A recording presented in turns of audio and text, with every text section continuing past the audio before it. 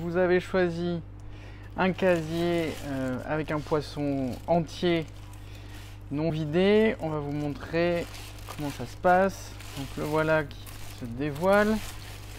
On vous met deux papiers pour les poissons. Donc là, ce que je vous conseille, c'est de réserver, on va s'en servir pour la cuisson, ce papier là. Je mets ça ici de côté. Et là, je vais dévoiler la dorade grise de ligne pêchée par Thierry Calarnou à Quiberon, qu'on va aller vider. Donc tout d'abord, ce qu'il faut savoir, c'est que pour manipuler un poisson, il y a deux positions. C'est tenir par la tête. Ça vous évite en fait, quand vous le tenez comme ça, si vous devez travailler, ça vous évite de vous blesser avec ici vous avez des piquants, ici vous avez des piquants, et ici vous en avez aussi. Donc là, quand vous êtes là, vous êtes tranquille, c'est nickel, vous risquez pas de glisser, tout va bien.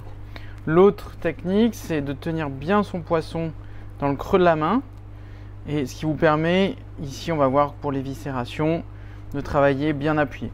C'est à de tenir par la queue, vous allez glisser, le poisson va vous échapper. Vraiment la tête, là on arrive à avoir une bonne pince, ce qui permet vraiment de bien tenir. On appuie un peu sur cette partie là où en dessous on a les branchies. Donc ce qu'on va commencer par faire, c'est prendre le poisson ici dans le creux de la main. On a ici un petit trou sur le ventre et on va rentrer dans ce petit trou en restant superficiel. L'idée c'est de ne pas rentrer très profond, c'est de juste couper la peau de manière assez superficielle. On tient bien son poisson, on le maintient et on arrive ici entre ces deux nageoires. Donc là vous avez deux options, soit d'aller forcer avec le couteau, il y a une partie un peu dure pour aller avancer. Moi ce que je préfère à ce moment là, c'est prendre une paire de ciseaux, limite je fais tout mon poisson avec la paire de ciseaux et je vais couper. Ça me permet d'aller couper jusqu'au bout.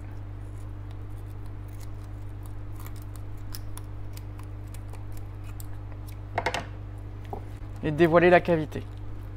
Donc je suis resté bien superficiel, ce qui m'a évité d'aller couper là-dedans et d'en mettre partout. Hop, là je finis de déchirer un petit peu si besoin.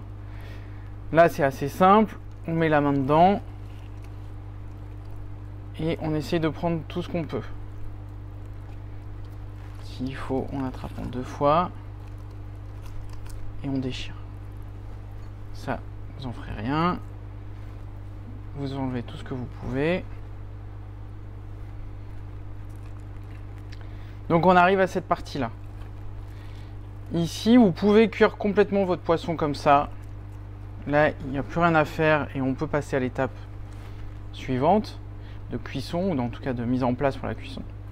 Ce que je vous conseille quand même, c'est d'aller avec le couteau mettre un petit coup. Vous voyez, il y a une membrane en fait qui doit être déchirée. Là, on a un poisson vraiment très gras. On est au milieu de l'été, donc il commence à faire des réserves pour l'hiver. Et on va aller en fait ici racler pour aller dévoiler le centre du poisson et notamment la partie rénale qui est pas loin de la chair, donc en fait peut donner un petit goût à la cuisson.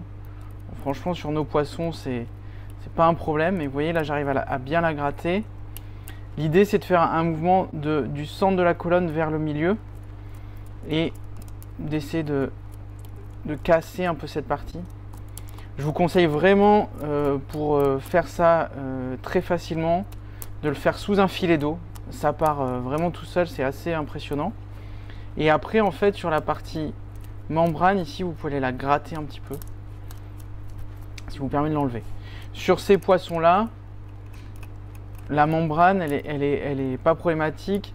Elle peut donner un goût un peu fort sur les poissons comme le mulet, le maquereau parfois, mais vraiment c'est très léger, je vous conseille pas de racler un maquereau. Là j'ai une petite bassine d'eau, ce qui me permet d'aller frotter d'avant en arrière pour enlever toute cette partie. Voilà, vous voyez, donc elle s'en va assez facilement. L'idée, c'est voilà, de la gratter doucement avec la pointe du couteau.